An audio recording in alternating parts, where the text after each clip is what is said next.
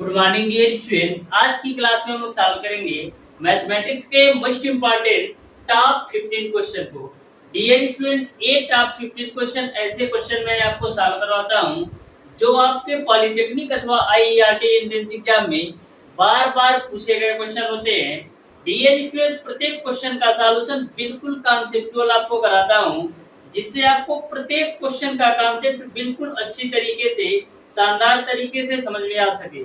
तो dear student, किसी भी टॉप 25 क्वेश्चन की सीरीज का या टॉप 15 क्वेश्चन की सीरीज का किसी भी क्वेश्चन को मिस नहीं कीजिएगा, क्योंकि प्रत्येक क्वेश्चन आपके पॉलिटेक्निक अथवा आईईआरटी एंट्रेंस एग्जाम के पॉइंट ऑफ व्यू से अति महत्वपूर्ण है। तो प्रत्येक क्वेश्चन को बिल्कुल शानदार तरीके से, अच्छी तरीके से समझते हुए चलिएगा। डियर स्टूडेंट, प्रत्येक क्वेश्चन का सॉल्यूशन मैं बिल्कुल सिंपल और कॉन्सेप्ट के तरीके से कराने वाला हूँ। तो डियर स्टूडेंट, स्टार्ट करते हैं आज की क्लास। देखते हैं क्वेश्चन नंबर 1। प्रत्येक क्वेश्चन का सॉल्यूशन बिल्कुल सिंपल और आसान तरीके से कराऊंगा, तो प्रत्येक क्वेश्चन को ध्यान से, अच्छी तरीके से समझते हुए चलिएगा। तो डियर स्टूडेंट, क्वेश्चन नंबर 1 आपका इस प्रकार से दे रखा है, जो कि आपका वर्गमूल एवं घनमूल से है। तो बिल्कुल सिंपल सा क्वेश्चन है क्वेश्चन नंबर 1। तो क्वेश्चन नंबर 1 आपको दे रखा है cube root of 8 divided by root over 16। उसके बाद से डिवाइडेड बाय दे रखा है रूट ओवर 100/49 मल्टीप्लाई बाय आपको दे रखा है क्यूब रूट ऑफ 125। इसका मान क्या होगा ये आपको बताना है। तो ध्यान से समझिएगा, बिल्कुल सिंपल सा क्वेश्चन है। क्यूब रूट ऑफ 8 यानी 8 का घनमूल कितना होता है? 8 का घनमूल आपका 2 होता है।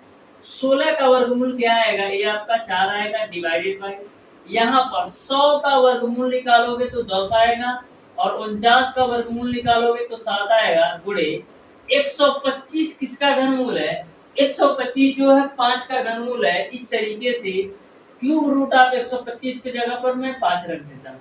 अब देखिएगा, ये आपका 2/4 है ही, भाग के रूप में 10/7 है। जब इसको गुणा के रूप में करेंगे तो यह नंबर आपका पलट जाएगा, यानी कि जब भाग को हम गुणा के रूप में लिखेंगे तो जो आपका 10/7 है ये आपका 7/10 हो जाएगा, गुणे आपका हो जाएगा 5। 5 से काट लो तो 5 दूना 10, 2 से 2 आपका कैंसिल आउट, तो फाइनली आपको मिल जाएगा 7/4। 7/4 को हम क्या लिख सकते हैं? हम लिख सकते हैं 1 सही 3/4 के रूप में। इस तरीके से क्वेश्चन नंबर 1 का डियर स्टूडेंट आपका ऑप्शन नंबर सी सही हो जाएगा। 1 सही 3/4 will be the right answer for question number 1। अब देखिएगा dear student question number 2। Question number 2 को भी आप बिल्कुल सिंपल और आसान तरीके से समझिएगा।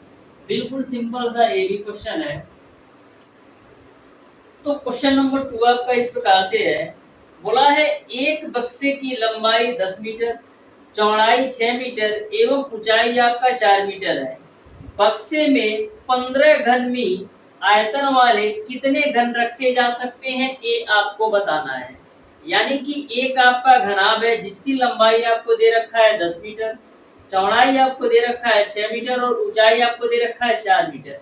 इस घनाभ में 15 मीटर क्यूब घन वाले घन को कितने घन रखे जा सकते हैं? यानी कि 15 गुणे 6 गुणे 4 घनाभ का ये आपका आयतन है। इस घनाभ में कितने घन रखे जा सकते हैं, जबकि एक घन का जो आयतन है वो आपका 15 घन मीटर है। तो ध्यान से समझिएगा, घनों की संख्या निकालने के लिए क्या करेंगे?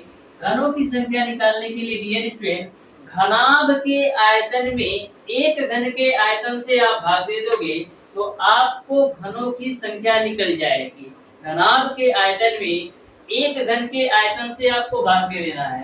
तो घनाभ का आयतन क्या होगा? लंबाई गुणे चौड़ाई गुणे ऊंचाई, और एक घन का आयतन आपको दे रखा है 15। तो घनाभ की लंबाई आपको दे रखा है 10, चौड़ाई आपको दे रखा है 6 और ऊंचाई आपको दे रखा है 4, डिवाइडेड बाय आपका हो जाएगा 15। 5 से काट लो, 5 दूना 10, 5 तिया 15, 3 से काट लो तो 3 दूना 6, तो 2 दूना 4 चौक कितना हो जाएगा? 16। यानी कि 16 घन बनाए जा सकते हैं। इस तरीके से डियर स्टूडेंट क्वेश्चन नंबर 2 का ऑप्शन नंबर ए सही हो जाएगा।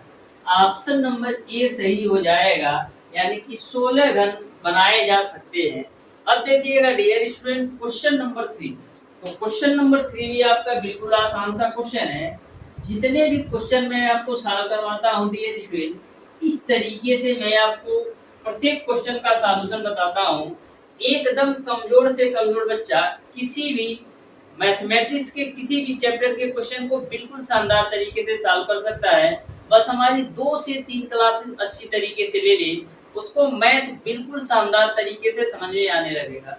अब देखिएगा डियर स्टूडेंट क्वेश्चन नंबर 3 बोला है, यदि किसी शहर की जनसंख्या 10% प्रतिवर्ष की दर से बढ़ रही हो तो 3 वर्ष पूर्व शहर की जनसंख्या कितनी थी यदि वर्तमान जनसंख्या आपका 13,310 है। तो बिल्कुल आसान सा क्वेश्चन है। इस समय उस शहर की जनसंख्या 13,310 है, तो आपको यह बताना है कि 3 वर्ष पहले उस शहर की जनसंख्या कितनी थी। तो ध्यान से समझिएगा क्वेश्चन नंबर 3 को। तो मैंने आपको फार्मूला बताया था कि A बराबर P 1 प्लस R अपान 100 का पावर आपका होता है। यह प्लस का यूज जब करते हैं जब शहर की जनसंख्या बढ़ रही हो। प्लस का यूज तब करेंगे जब शहर की जनसंख्या बढ़ रही हो, और क्वेश्चन में फार्मूले में माइनस का यूज तब करेंगे जब शहर की जनसंख्या घट रही हो। तो यहाँ पर शहर की जनसंख्या बढ़ रही है, इसलिए मैंने प्लस यूज किया। इसी में यदि आपसे पूछ लिया जाता कि शहर की जनसंख्या घट रही है, तो जहां पर प्लस लिखा है वहां पर आपका माइनस हो जाता है। इसमें डियर स्टूडेंट जो आपका ए है, ये आपका 3 वर्ष बाद की जनसंख्या है, जिसको आप मिश्र धन बोलते हो ना, ए को मिश्र धन बोलते हो। तो ए जो है ये आपका 3 वर्ष बाद की जनसंख्या है। जो आपका पी है यानी कि मूलधन है, ये आपका है क्या, ये आपका है वर्तमान जनसंख्या। तो ध्यान से समझिएगा, आपको 3 वर्ष बाद की जनसंख्या दे रखा है 13,310, यानी ए की वैल्यू दे रखा है 13,310। पी यानी कि 3 वर्ष पहले की जनसंख्या निकालना है। 1 प्लस का आर की वैल्यू 10 डिवाइडेड बाय 100 और एन की वैल्यू आपका है 3। यहाँ पर ऐसे भी लिख सकते हो, वर्तमान जनसंख्या बराबर 3 वर्ष पूर्व की जनसंख्या 1 प्लस आर अपान 100 पे पावर एन। और ये तो आपको पता ही है, आर आपका रेट है और एन आपका समय है। तो यहाँ से रियल स्टूडेंट देखिएगा क्या होगा, 13,310 बराबर पी, इसको सॉल्व कर लो 0 से 0, 10 सेकंड 10 है 11/10 का क्यूब आपका हो जाएगा। तो यहाँ से आपका 13,310 बराबर पी गुणे 11/10 का क्यूब करोगे मिलेगा आपको 1331 बट्टे का 1000 के रूप में। 1331 से 1331 को एक बार में काटोगे 0 उतरेगा, तो पी की वैल्यू आपको मिल जाएगी 10,000। यानी कि 3 वर्ष पहले उस शहर की जो जनसंख्या थी वो आपका 10,000 थी। इस तरीके से क्वेश्चन नंबर 3 का डियर स्टूडेंट आपका ऑप्शन नंबर डी सही हो जाएगा। 3 वर्ष पहले शहर की जनसंख्या 10,000 थी। अब देखिएगा डियर स्टूडेंट क्वेश्चन नंबर 4, तो ध्यान से समझिएगा क्वेश्चन नंबर 4 भी, जो कि आपका त्रिभुज से पूछा गया क्वेश्चन है। तो क्वेश्चन नंबर 4 है आपका डियर स्टूडेंट, दो समरूप त्रिभुज के क्षेत्रफल क्रमशः 9 मीटर स्क्वायर और 36 मीटर स्क्वायर है। यदि एक त्रिभुज की ऊंचाई आपका 24 मीटर हो तो दूसरे त्रिभुज की ऊंचाई आपको बताना है। तो सिंपल सा कॉन्सेप्ट है, ध्यान में रखिएगा। आपको कॉन्सेप्ट में यह ध्यान में रखना है डियर स्टूडेंट, यदि आपका क्षेत्रफल दे रखा हो और भुजाओं में अनुपात पूछा जाए तो आपका क्षेत्रफल का अनुपात बराबर होता है भुजाओं के वर्गों के अनुपात के बराबर। यदि आपका क्षेत्रफल दे रखा हो और भुजाओं में अनुपात पूछे तो जो आपका क्षेत्रफल बराबर होता है भुजाओं के वर्गों के अनुपात के बराबर। लेकिन यदि आपका परिमाप दे रखा है और भुजाओं में अनुपात पूछे तो परिमापों का अनुपात बराबर होता है केवल और केवल भुजाओं के अनुपात। यानी क्षेत्रफल दिया होगा तो भुजाओं का वर्ग के रूप में आएगा, यदि परिमाप दिया होगा तो केवल केवल आपका भुजाओं के अनुपात के बराबर आएगा। तो ध्यान में रखिएगा। तो क्वेश्चन नंबर 4 में आपको क्षेत्रफल दे रखा है तो मैं मान लेता हूँ कि पहला त्रिभुज आपका ए बी सी है और दूसरा त्रिभुज आपका पी क्यू आर है। तो त्रिभुज ए बी सी का क्षेत्रफल बटे त्रिभुज पी क्यू आर का क्षेत्रफल क्या हो जाएगा? ये आपका हो जाएगा ए बी का स्क्वायर बटे का बी सी के स्क्वायर के, या पी क्यू के स्क्वायर के। ए पी क्यू कर लो, ये आपका बटेगा बी सी बटेगा क्यू आर के स्क्वायर के, बराबर आपका हो जाएगा सी ए बटे का आर पी के स्क्वायर के। यहाँ तक आपको क्लियर है? यानी कि जो यदि आपका क्षेत्रफल में अनुपात दे रखा हो तो भुजाओं के अनुपात के बराबर होता है। जैसे मैं दो त्रिभुज ड्रा कर लेता हूँ, एक त्रिभुज आपका है ए बी सी और दूसरा त्रिभुज आपका है पी क्यू आर। तो ये आपका ए बी सी और ये आपका पी क्यू आर मैंने ड्रा कर लिया। तो यदि आपके दोनों त्रिभुज समरूप होंगे तो त्रिभुज ए बी सी का क्षेत्रफल बटे त्रिभुज पी क्यू आर का जो क्षेत्रफल होगा वो भुजाओं के वर्गों के अनुपात के बराबर होगा। यानी ए बी का वर्ग बटे पी क्यू का वर्ग बराबर बी सी का वर्ग बटे क्यू आर का वर्ग बराबर ए सी का वर्ग बटे का पी आर के वर्ग। यहीं पर डियर स्टूडेंट यदि आपका परिमाप दिया रहता, यानी त्रिभुज का परिमाप दिया रहता तो क्या होता? तो यह भुजाओं का वर्ग नहीं होता, केवल और केवल भुजाओं का अनुपात होता। ठीक है, अब देखिएगा पहले त्रिभुज का क्षेत्रफल आपको दे रखा है 9 और दूसरे त्रिभुज का क्षेत्रफल आपको दे रखा है 36। पहले त्रिभुज की ऊंचाई आपको दे रखा है 24, तो 24 का स्क्वायर हो जाएगा। क्यों? क्योंकि क्षेत्रफल दे रखा है। और दूसरे त्रिभुज की ऊंचाई ज्ञात करना है, यानी h2 का स्क्वायर हो जाएगा। तो यहाँ से डियर स्टूडेंट 9 चौक 36 हो जाएगा, यानी 1/4 बराबर 24 गुणे 24 बटे का आपका हो जाएगा h2 का स्क्वायर। तो दोनों तरफ से आप वर्गमूल निकालिए, तो 1/4 का वर्गमूल निकालोगे तो 1/2 आएगा। यहाँ पर 24 गुणे 24 तो 1/24 निकल जाएगा और यहाँ से आपका h2 निकल जाएगा। तो क्रॉस मल्टीप्लाई कर लो, तो क्रॉस मल्टीप्लाई करोगे तो h2 की वैल्यू कितना आ जाएगा? 24 दूना 48 मीटर। यानी कि दूसरे त्रिभुज की जो ऊंचाई होगी वो आपका 48 मीटर आ जाएगा। इस तरीके से क्वेश्चन नंबर 4 का dear student option number A सही हो जाएगा। अब देखिएगा डियर स्टूडेंट क्वेश्चन नंबर 5, तो ध्यान से समझिएगा डियर स्टूडेंट क्वेश्चन नंबर 5 को कैसे सॉल्व करना है। बिल्कुल सिंपल सा ये भी क्वेश्चन है। तो क्वेश्चन नंबर 5 है आपका डियर स्टूडेंट, आपको इस प्रकार से दे रखा है, जो कि आपका घातांक से क्वेश्चन है। आपको दे रखा है x पे पावर m बराबर है आपका m पे पावर x के रूप में। तो आपको बताना है x बट्टे m पे पावर x अपान m का मान क्या होगा ये आपको बताना है। तो ध्यान से समझिएगा। सबसे पहले डियर स्टूडेंट करते क्या है, ये जो आपका x बटे m पावर है वो x का भी है m का भी है, तो इसको हम अलग अलग लिख देते हैं। यानी x पे पावर x अपान m बटेगा m पे पावर x अपान m के रूप में हो जाएगा। यहाँ तक किसी को कोई दिक्कत नहीं होना चाहिए। ये जो आपका x अपान m पावर है x का भी है m का भी है, तो अलग अलग मैंने लिखे हैं। अब देखिएगा x पे पावर x अपान m को x पे अपान m ही रखा। ये देखिएगा m पे पावर x अपान m है, तो इसको हम क्या लिख सकते हैं? इसको हम लिख सकते हैं m पे पावर x गुणे का 1 अपान m के रूप में। क्योंकि जब पावर का अंदर वाली पावर का बाहर वाली पावर में मल्टीप्लाई कराओगे तो फिर आपको m पे पावर x अपान m ही मिल जाएगा। तो इसको मैंने सिंपलीफाई कर दिया x गुणे 1 अपान m के रूप में, क्योंकि मल्टीप्लाई करेंगे तो फिर वही आ जाएगा। अब देखना डियर स्टूडेंट, x पे पावर x अपान m ऊपर है ही, m पे पावर x की वैल्यू क्या है? m पे पावर x की वैल्यू आपका x पे पावर m के बराबर है। m पे पावर x की वैल्यू x पे पावर m के बराबर है, यानी m पे पावर x की जगह पर हम x पे पावर m लिख सकते हैं। अब बाहर पावर आपका 1/m है। यहाँ तक आपको क्लियर है।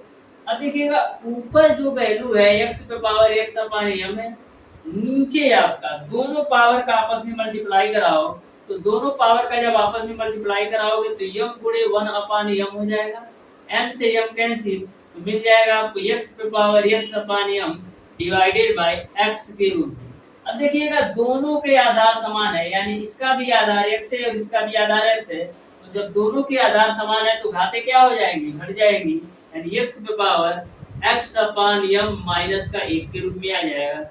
यही आपका आंसर हो जाएगा। इस तरीके से डियर स्टूडेंट क्वेश्चन नंबर 5 का आपका ऑप्शन नंबर डी सही हो जाएगा। Option number D will be the right answer for question number 5। अब देखिएगा डियर स्टूडेंट क्वेश्चन नंबर 6, तो ध्यान से समझिएगा। क्वेश्चन नंबर 6 को भी बिल्कुल सिंपल सा क्वेश्चन है।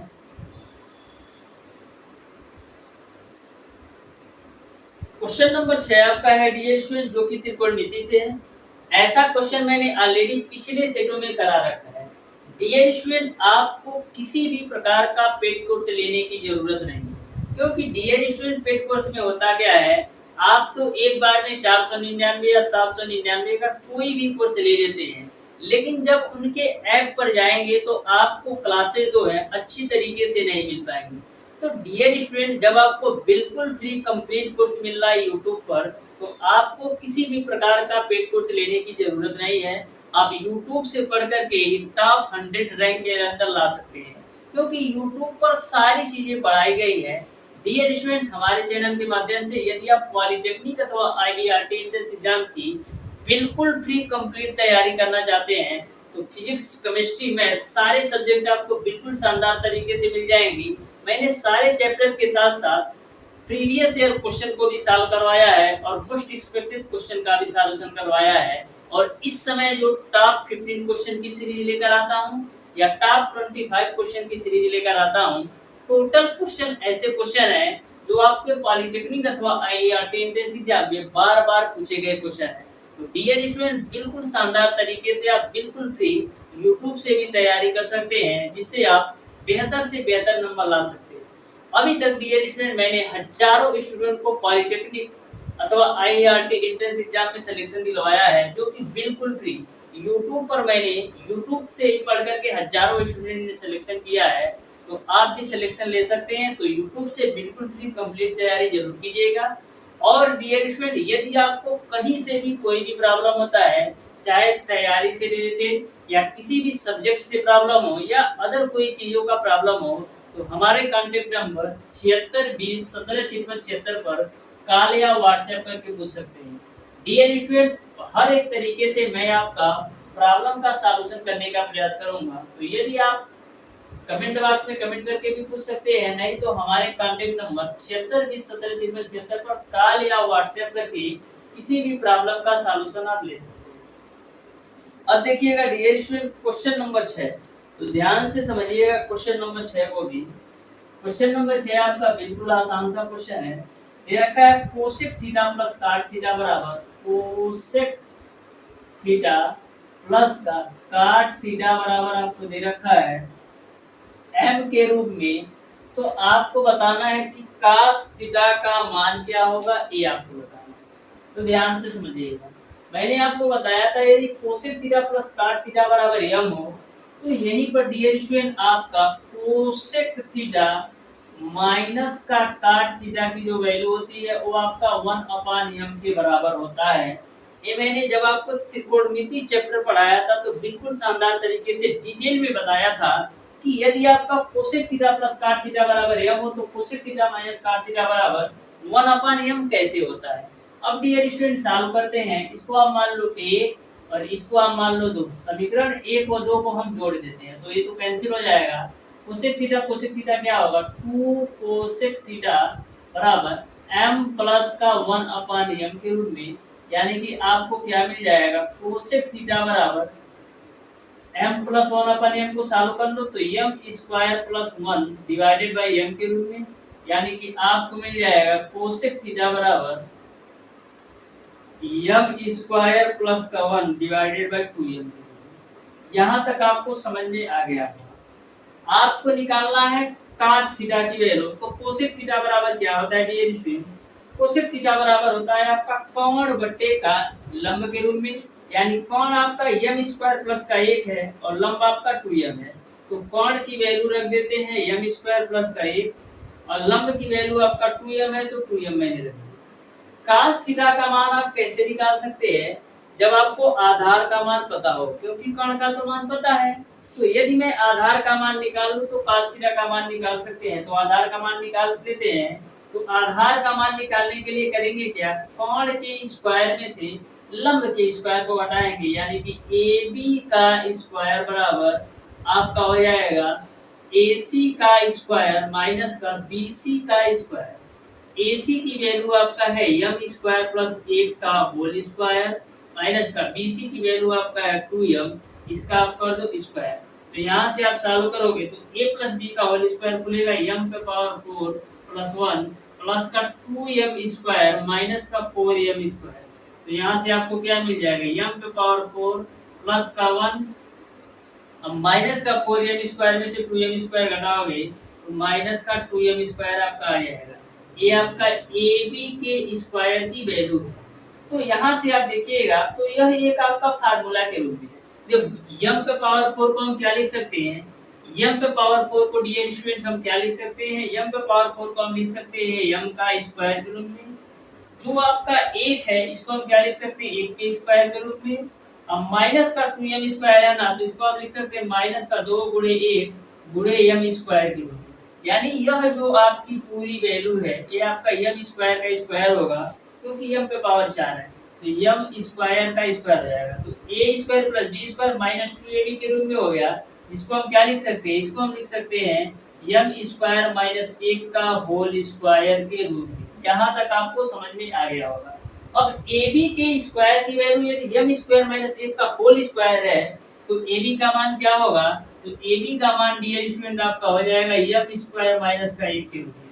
यानी AB की जो वैल्यू आएगी वो आपका m स्क्वायर माइनस का 1 हो जाएगा। अब आप cos थीटा का मान निकाल सकते हो, तो cos थीटा बराबर क्या होता है, cos थीटा बराबर होता है आधार बटे कौन। तो आधार का मान है आपका m स्क्वायर माइनस का 1 और कौन का मान है आपका m स्क्वायर प्लस का 1। इस तरीके से cos थीटा का मान m स्क्वायर माइनस का 1 divided by m square plus का 1 हो जाएगा।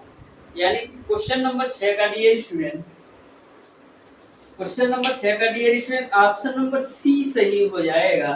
Option number C will be the right answer for question number 6। अब देखिएगा डियर स्टूडेंट क्वेश्चन नंबर 7। तो डियर स्टूडेंट अपने पॉलिटेक्निक अथवा IERT एंट्रेंस एग्जाम में 90% प्लस क्वेश्चन मैथ का करने के लिए आप हमारी टॉप 25 क्वेश्चन की सीरीज या टॉप 15 क्वेश्चन की सीरीज जरूर देखिएगा, क्योंकि जितने भी क्वेश्चन है डियर स्टूडेंट प्रत्येक क्वेश्चन इंपॉर्टेंट है। आप 2 से 3 क्लासेस अच्छी तरीके से लेकर देखिए और प्रीवियस ईयर पेपर के किसी भी सेट पर उठा करके देखिए, सारे क्वेश्चन इसी भी यहाँ पर पूछे गए हैं। तो जरूर लीजिएगा, जिससे आप पॉलिटेक्निक में 50 क्वेश्चन पूछा जाता है मैथ का, आप 45 क्वेश्चन 100% गारंटी के साथ कर सकते हैं। वहीं पर IERT में 37 टू 38 क्वेश्चन पूछा जाता है, इसमें आप 32 प्लस क्वेश्चन कर सकते हैं।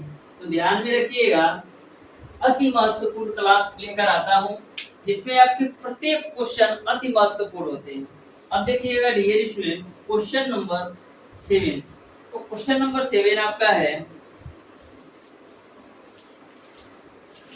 एक ठोस गोले को पिघलाकर 10 मिलीमीटर व्यास का एक तार खींचा गया है, तो गोले की त्रिज्या 9 सेंटीमीटर हो तो तार की लंबाई क्या होगी, ये आपको बताना है। एक आपका गोला है जिसको पिघला करके एक तार खींचा जाता है, तो तार की लंबाई क्या होगी, ये आपको बताना है। तो ऐसे कंडीशन में होता क्या है कि जो आपका गोले का आयतन होता है वो आपका बेलन के आयतन के बराबर होता है, क्योंकि जो आपका गोला है, गोले को आप खींच करके तार के रूप में जब करेंगे तो जो आपका तार होगा कहीं ना कहीं बेलन के रूप में होगा, चाहे उसकी लंबाई कितनी भी हो। तो जो आपका गोले का आयतन होता है वो बेलन के आयतन के बराबर करना होता होगा, क्योंकि गोले को ही खींच करके हम तार बनाए जा रहे हैं और जो आपका तार है वो बेलन का एक रूप है। तो इस कंडीशन में डियर स्टूडेंट करना क्या होगा, आपको गोले के आयतन को बेलन के आयतन के बराबर करना होगा।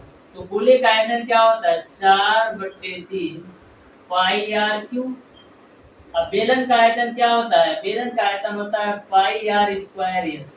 तो मैं मान लेता हूं कि जो गोले की त्रिज्या है r1 है और जो बेलन की त्रिज्या है वो आपका r2 है। अब देखिएगा पाई से पाई को कैंसिल कर दो तो 4/3 R1 का क्यूब बराबर आपका हो जाएगा R2 का स्क्वायर इंटू का एच। अब देखिएगा डियर स्टूडेंट, सारी वैल्यू रख देता हूं। तो यहाँ पर आपको यहाँ पर डियर स्टूडेंट तो आपकी गोले की त्रिज्या दे रखा है 9 सेंटीमीटर। तो गोले की त्रिज्या हम रख देते हैं 9 सेंटीमीटर। तो 9 का होल क्यूब हो जाएगा बराबर R2। जो R2 है किसकी त्रिज्या है? ये आपका बेलन की त्रिज्या है। और बेलन की त्रिज्या आपको कितना हो जाएगा? तो बेलन का व्यास आपको दे रखा है डियर स्टूडेंट 10 मिलीमीटर। बेलन का व्यास आपको 10 मिलीमीटर दे रखा है, तो त्रिज्या कितना हो जाएगा? 5 मिलीमीटर। अब डियर स्टूडेंट, मैंने यहाँ पर जो गोले की त्रिज्या रखा है सेंटीमीटर में, लेकिन जो बेलन की त्रिज्या निकाला है आपने मिलीमीटर में। तो 1 सेंटीमीटर में आपका 10 मिलीमीटर होता है। तो मिलीमीटर को सेंटीमीटर में चेंज करने के लिए क्या करेंगे? इसमें 10 से भाग दे देंगे। क्यों? क्योंकि 1 सेंटीमीटर में 10 मिलीमीटर होता है। तो यहाँ से आप सॉल्व करेंगे तो 0.5 सेंटीमीटर आ जाएगा। यानी कि जो बेलन की त्रिज्या है वो आपका 0.5 सेंटीमीटर। तो यहाँ से आपका हो जाएगा 0.5 का होल स्क्वायर गुणे का एच। जो एच आएगा वही आपके तार की लंबाई होगी। अब डियर स्टूडेंट 4/3 गुणे 9 गुणे 9 गुणे 9 बराबर 0.5 का स्क्वायर करोगे 0.25 गुणे का एच हो जाएगा। तो यहाँ से आप काट दो तो 3 3 का 9, तो 4 3 12 गुणे 9 81 हो जाएगा। 0.25 आपका नीचे आ जाएगा बराबर आपका हो जाएगा एच। यहाँ तक किसी को कोई भी प्रॉब्लम नहीं होना चाहिए। अब सॉल्व कर लेते हैं। तो देखिएगा 12 गुणे 81 बटेगा 0.25 है। तो ऊपर भी 100 से गुणा करते हैं, नीचे भी 100 से गुणा करते हैं, जिससे आपका दशमलव हट जाए। तो ऊपर भी 100 से गुणा कर लेते हैं। तो आपका 12 गुणे 81 ऑलरेडी है, ऊपर मैंने 100 से गुणा किया और नीचे जब 100 से गुणा करोगे तो दशमलव हट जाएगा, यानी कि 25 आ जाएगा बराबर आपका हो जाएगा ये। 25 चौको कितना होता है? 100। तो यहाँ से कितना हो जाएगा? 12 चौक 48 गुणे का 81 बराबर ये। यह जो आपका डायमेंशन है किसमें है? ये आपका सेंटीमीटर में है।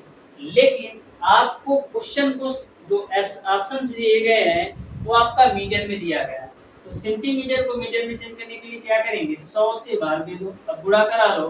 तो इसका आप गुणा कराओगे डियर स्टूडेंट तो आपको मिल जाएगा 38.80 के नियर अबाउट। इस तरीके से जो एच की वैल्यू होगी वो आपका 38.80 मीटर आ जाएगा। यानी जो तार की लंबाई होगी वो आपका 38.80 होगा। यानी कि क्वेश्चन नंबर 7 का ऑप्शन नंबर डी सही हो जाएगा। तो ध्यान में रखिएगा, कभी भी आपको ऐसा क्वेश्चन पूछा जाए तो इसी तरीके से आपको सॉल्व करना है।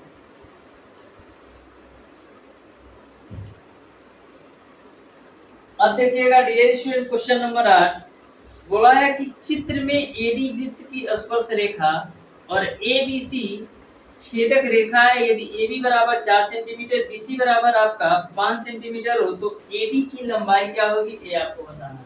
तो ध्यान से समझिएगा क्वेश्चन नंबर 8 को भी।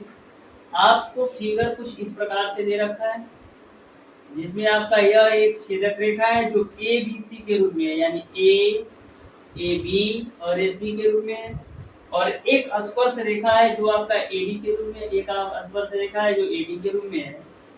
आपको एडी की लंबाई दे रखा है 4 सेंटीमीटर और बीसी की लंबाई आपको दे रखा है 5 सेंटीमीटर। तो स्पर्श रेखा की लंबाई क्या होगी ये आपको बताना है। तो किसी भी वृत्त पर डाले गए जो स्पर्श रेखा की लंबाई निकालने का फार्मूला होता है वो स्पर्श रेखा की लंबाई का वर्ग बराबर छोटी भुजा गुणे बड़ी भुजा के बराबर होता है। तो छोटी भुजा आपका ए बी है और बड़ी भुजा क्या होगी? ए से सी तक, यानी ए इंटू सी।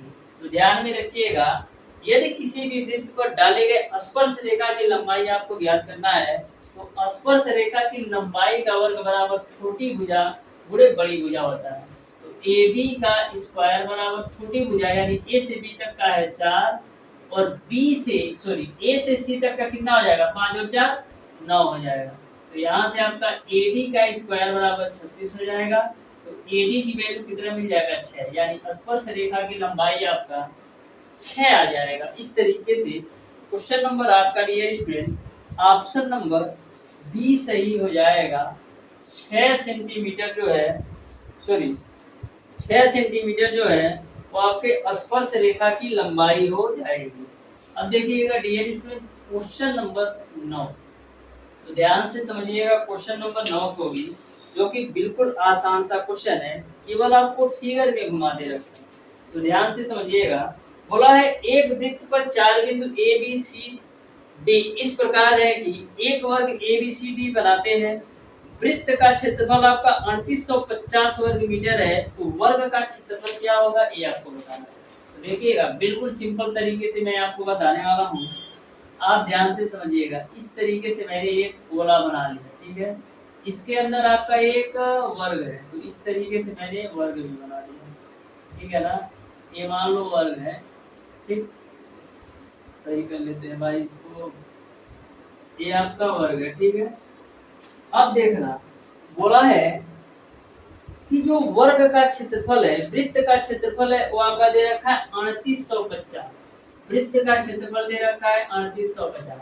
तो वृत्त के क्षेत्रफल का फार्मूला क्या होता है, पाई आर स्क्वायर। पाई से आर स्क्वायर की वैल्यू दे रखा है 3850, ठीक है। तो पाई का मान रख दो 22/7, आर स्क्वायर बराबर आपका हो जाएगा 3850। 11 से काटो, 11 दूना 22, 11 तिया 33, 11 5 55, 0 2 से काटो, तो 2 एकम 2, 2 सत्ते 14, 2 पचे 10, यानी आर स्क्वायर की वैल्यू मिल जाएगी 175 गुणे 7 के रूप में। तो यहाँ से आर स्क्वायर का मान कितना आएगा, 5 सत्ते 35 को 5, 7 सत्ते 49, 50 तो 52 को 2, फिर 7 एकम 7 5 12, यानी 1225 आ जाएगा। तो आर की वैल्यू कितनी आ जाएगी, 1225 किसका वर्गमूल है, 35 का, यानी आर की वैल्यू आपका आ जाएगी 35 सेंटीमीटर।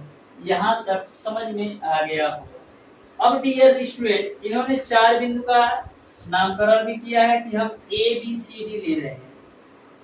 अब देखिएगा, आपको वृत्त की त्रिज्या मिल गई 35 सेंटीमीटर। तो यदि आपके वृत्त की त्रिज्या आपका 35 सेंटीमीटर हो, तो वृत्त का व्यास क्या होगा, यदि वृत्त की त्रिज्या आपका 35 सेंटीमीटर हो, तो वृत्त का जो व्यास होगा वो क्या होगा, 70 सेंटीमीटर, क्योंकि वृत्त की त्रिज्या का दोगुना आपका वृत्त का व्यास होता है। अब वृत्त का व्यास आपका क्या होगा, वृत्त का व्यास आपका यही तो होगा, वृत्त का व्यास आपका यही तो होगा, वृत्त का व्यास आपका यही तो होगा। तो जो वृत्त का व्यास है वही आपका वर्ग का विकर्ण भी है। जो आपका वृत्त का व्यास है वही तो आपका वर्ग का विकर्ण का भी काम कर रहा है, यानी कि वृत्त का जो व्यास है वो वर्ग के विकर्ण के बराबर है।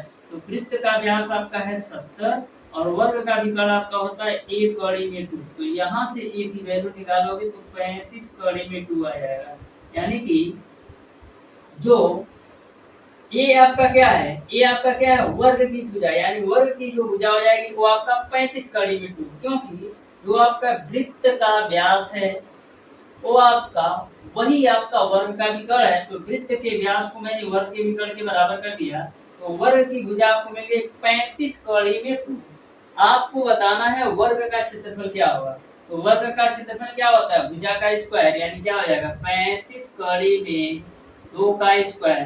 तो 35 कड़ी में 2 का स्क्वायर कर लो, क्या होगा, तो 35 कड़ी में 2 का स्क्वायर करोगे तो 35 का स्क्वायर आपने देखा है कितना 1225 आया है, और कड़ी में 2 का स्क्वायर करोगे तो 2 आएगा।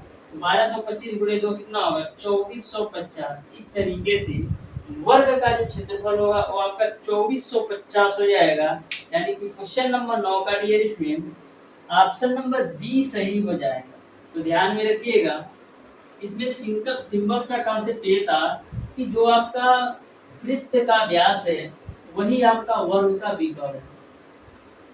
अब देखिएगा डियर स्टूडेंट क्वेश्चन नंबर 10 को, तो ध्यान से समझिएगा, क्वेश्चन नंबर 10 को भी बिल्कुल सिंपल सा ये भी क्वेश्चन है।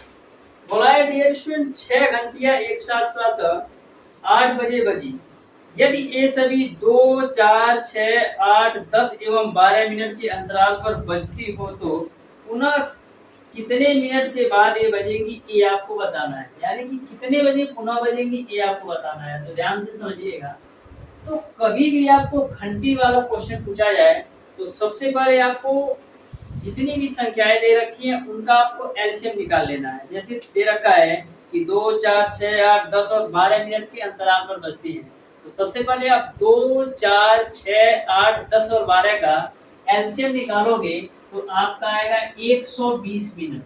120 मिनट कितने घंटे के बराबर होता है? 120 मिनट आपका 2 घंटे के बराबर होता है, क्योंकि 1 घंटे में 60 मिनट होता है। तो 120 मिनट में 2 घंटा हो जाएगा। तो पहली बार वो 8 बजे बज रही, तो दूसरी बार कब बजेगी? 2 घंटे बाद, यानी कि 10 बजे सुबह बजना स्टार्ट कर देंगी। इस तरीके से क्वेश्चन नंबर 10 का dear student option number C सही होगा। अब देखिएगा डियर स्टूडेंट क्वेश्चन नंबर 11। तो क्वेश्चन नंबर 11 को आप ध्यान से समझिएगा, जो कि लाभ एवं हानि से है। तो बिल्कुल सिंपल सा कॉन्सेप्ट है। क्वेश्चन नंबर 11 में बोला गया है कि सुधा ने एक गुड़िया रुपया 500 में खरीद कर 15% की हानि पर बेच दी, तो गुड़िया का विक्रय मूल्य क्या होगा, ये आपको बताना है। तो ध्यान से समझिएगा, 500 रुपया में खरीद रही है और 15% की हानि पर बेच दे रही है। तो एसपी बराबर क्या हो जाएगा? क्रय मूल्य माइनस का हानि हो रहा है, 15% का हानि हो रहा है, यानी कि 500 का 15% इसमें से आप घटा दो। देखो वो 00 कैंसिल, 500 माइनस का हो जाएगा 75, जो कि आपका हो जाएगा 425 के बराबर। यानी गुड़िया ने 425 रुपया में उस सामान को बेच दिया, जिससे उसका 15% हानि हो गया। इस तरीके से क्वेश्चन नंबर 11 का dear student option number B सही हो जाएगा। यानी कि सुधा यदि गुड़िया को 15% की हानि पर बेचे तो 425 रुपया में बेचेगी। अब देखिएगा डियर स्टूडेंट क्वेश्चन नंबर 12। तो क्वेश्चन नंबर 12 आपका संख्या पद्धति से क्वेश्चन है, जो कि बिल्कुल सिंपल और आसान सा क्वेश्चन है। आप ध्यान से समझिएगा। बोला है वह छोटी से छोटी संख्या जिसके द्वारा 19404 को गुणा या भाग करने पर वह एक पूर्ण घन बन जाए, ये आपको बताना है। पूर्ण वर्ग बन जाए। तो देखना डियर स्टूडेंट बिल्कुल सिंपल सा क्वेश्चन है। आपको बताना है कि 19404 में किस संख्या से गुणा या भाग करे कि वह आपका एक पूर्ण वर्ग बन जाए। आपको दे रखा है 19404। तो सबसे पहले हम 11 से चेक कर लेते हैं कट रहा है कि नहीं। तो इसको 11 से काटोगे, 11 का 11 बचेगा, 8 4 11 7 77, फिर बचेगा आपका 7 0 11 6 66, फिर 4 4 11 6 44। क्या 1764 आपका किसी भी संख्या का वर्ग है? तो डियर स्टूडेंट 1764 आपका किसी ना किसी संख्या का वर्ग है। ये आपका किसका वर्ग है? 44 का शायद वर्ग है, देख लेते हैं। तो ये आपका 4 चौक 16, 4 चौक 16, 4 चौक 16 दूना 32, 6 2 1 3 6 3 9, ये नहीं है। 42 का देख लेते हैं। तो 4 चौक 16, 2 दूना 4, 4 दूना 8 दूना 16। तो ये आपका 4 6 6 1 7 1700, यानी कि 1764 जो है वो आपका 42 का वर्ग है। इस तरीके से 13404 में यदि मैं 11 से भाग दे दूं तो हमारी जो संख्या होगी वो आपका एक प्रकार का पूर्ण वर्ग भी होगी। और इसी संख्या में यदि मैं 11 से गुणा कर दूं, जैसे 19404 है, इसमें यदि आप 11 से गुणा कर दोगे तो यह आपका भी पूर्ण वर्ग होगा। यानी कि दोनों कंडीशन है, यदि आप भाग भी दोगे तो भी पूर्ण वर्ग होगा, 11 से भाग दोगे तो भी पूर्ण वर्ग होगा, और 11 से गुणा करोगे तो भी पूर्ण वर्ग होगा। तो देखना, जैसे 19404 है ना, तो इसको हम क्या लिख सकते हैं? इसको हम लिख सकते हैं 11 किलो 1764, क्योंकि जब 11 से भाग दियो तो 1764 मिला है। तो इसको हम क्या लिख सकते हैं? 11 गुणे 1764, 11 आपका है ही, तो ये आपका 11 आ जाएगा और 1764 से आपका 42 आ जाएगा। तो यहाँ से क्या आ जाएगा? 11 दूना 22, 11 छक 44 एक 45, 11 चौक 44 और 4 कितना आ जाएगा? 48, यानी 4852 का वर्ग हो जाएगा। कब? जब इसी संख्या में 11 से गुणा करेंगे तब। जब इसी संख्या में 11 से भाग देंगे तो यह जो संख्या होगी वो आपका 42 का वर्ग होगा। तो इस तरीके से आपको सारी बातें अच्छी तरीके से क्लियर समझ में आ गई होगी। यानी कि 19404 में यदि मैं 11 से गुणा करूं या 11 से भाग करूं, दोनों ही कंडीशन में एक पूर्ण वर्ग संख्या मिलेगी। इस तरीके से डियर स्टूडेंट आज की क्लास को यहीं तक रखते हैं। मिलते हैं नेक्स्ट क्लास में, तब तक के लिए धन्यवाद।